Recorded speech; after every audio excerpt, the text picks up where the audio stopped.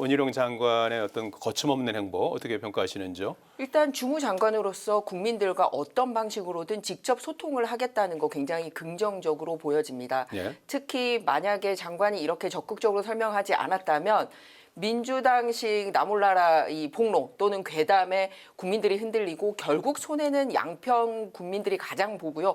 또 양평군에 자주 가시는 분들도 함께 손해를 보기 때문에 그런 국민들의 손해에 대해서 예견이 되기 때문에 그런 거를 감안한다면 주무장관의 적극적인 행보 저는 좋게 생각을 합니다. 예. 특히 장관이 정확하게 짚어주신 부분이 있습니다. 지금 민주당에서 이 문제를 처음 제기했을 때 마치 아무 일도 없다가 누군가가 개입을 해서 여사님에게 이득이 가는 어떤 국가의 큰 틀을 바꾼 것처럼 문제 제기를 했는데 그게 사실이 아니라는 게 언론 보도를 통해서도 밝혀졌고 역시 주무장관의 입을 통해서 확인할 수가 있었습니다. 네. 2018년 2월이죠. 정권이 바뀌기 전입니다.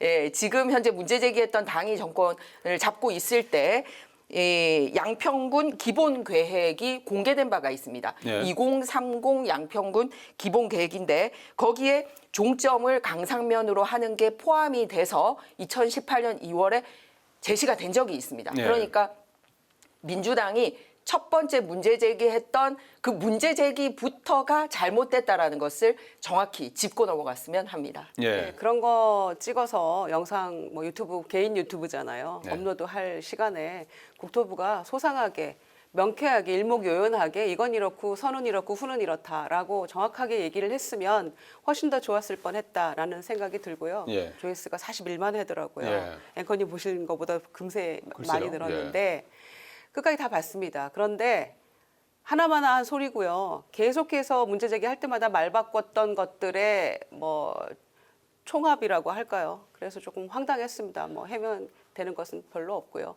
그래서 제가 생각하기에는 국토부 직원들이 제일 지금 곤란하지 않을까 이런 생각이 들어요. 국회에서 야당에서 의원실에서 자료 요구를 해도 제대로 지금 주지도 않고 전화도 안 받고 있거든요. 예. 그래서 이런 국책 사업을 하루 이틀 했겠습니까? 국토부 직원들이. 근데 이런 경우는 처음 보니까 지금 황당한 거죠. 그리고 정권이 나중에라도 바뀌었을 때 공무원의 책임을 반드시 묻게 되어 있는데 그 부분에 있어서 전전긍긍하고 있을 거라고 저는 생각합니다. 국토부 직원들이.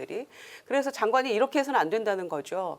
1조 8천억짜리 그 국책 사업을 본인의 공깃돌, 뭐 쌈짓돈으로 지금 이 도로를 놓는 것도 아닌데 전혀 해명도 오락가락하고 말이 계속 바뀌고 있고 그런 상황이기 때문에 이건 문제가 심각하다고 보고요. 특히 저는 이제 이 얘기가 처음 불거졌을 때 6월 29일 날 국회에 나왔을 때 원희룡 장관의 발언이 예. 아마 본인의 가장 그 속내였고 진심이었을 거라고 저는 생각합니다. 국민이 조금이라도 의혹을 살 만한 사항이 있다면 전면 재검토하는 게 맞다라고 본다. 저는 그게 상식에 부합한 장관의 답변이라고 생각합니다. 예. 그런데 갑자기 며칠 만에 완전히 급발진해가지고 전면 백지화 선언을 했는데요. 특히 이 정권 들어서는 대통령이 초반에 그러지 않았습니까? 스타 장관 많이 나와야 된다 이렇게 얘기했었는데 한동훈 장관이 가장 주목받는 장관이었는데 요 근래 일주일 동안은 원희룡 장관이 가장 주목받고 있다는 점에서 주목받는 거는 한동훈 장관보다 우위에 섰다는 점에서 성공이라고 볼 수 있을지 모르겠습니다만은 장관이 국민의 이익을 대변하는데 노력을 해야지 정권의 이익을 대변하거나 대통령실의 이익을 대변하는데 앞장서서는 결코 안 된다고 생각합니다. 예. 오늘 논점을 흐리지 않았으면 하는 부분이 예. 있습니다. 뭐냐면 제가 좀 전에 말씀드렸듯이 이 문제 제기는 원래 있던 계획을 이번 정부 들어와서 갑자기 바꿨고 그 주무부처 장관이 당신이니까 이게 문제 있다, 뭐 개입된 거 아니냐라고 시작을 했단 말이에요. 그런데 이제 서류가 드러났어요. 이번 정권에 와서 바뀐 게 아니라 2018년 2월에 애초에 전 정권에서 발표된 안에 이 안이 포함이 돼 있다라는 거를 밝혔어요. 그리고 또 하나는 김건희 여사님 그 땅 있는 쪽이 돈이 올랐다라고 주장했던 이재명 대표 말을 보고 이제 부동산 조사를 해보니까 실제로 내렸단 말이에요. 그러니까 본인들이 원래는 무슨 게이트처럼 얘기했다가 팩트가 어긋난 게 들어갔더니 이제는 대처하는 장관의 자세를 질타하는 쪽으로 전환이 됐어요. 그러면 문제 제기는 민주당 본인들이 잘못했고 사실관계를 조사하지 않았다.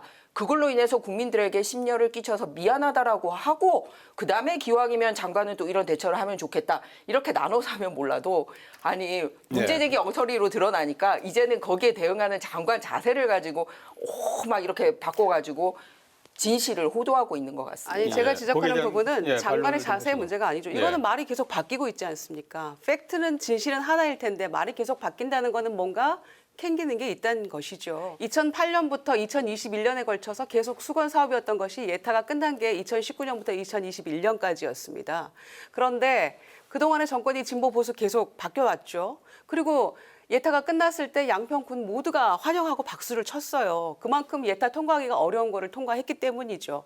그리고 나서 갑자기 정권이 바뀌고 군수가 바뀌니까 이제 설계회사 탓을 하지 않습니까? 처음에는 이게 그 강상면으로 종점이 바뀌었던 이유가 자, 첫 번째는 국민이 원해서였다. 두 번째는 군청에서 요구했다. 세 번째는 이제 와서 어제부터 설계회사가 2달 용역을 해봤더니 강상면이 좋다고 나왔다. 이렇게 하는 거 아닙니까?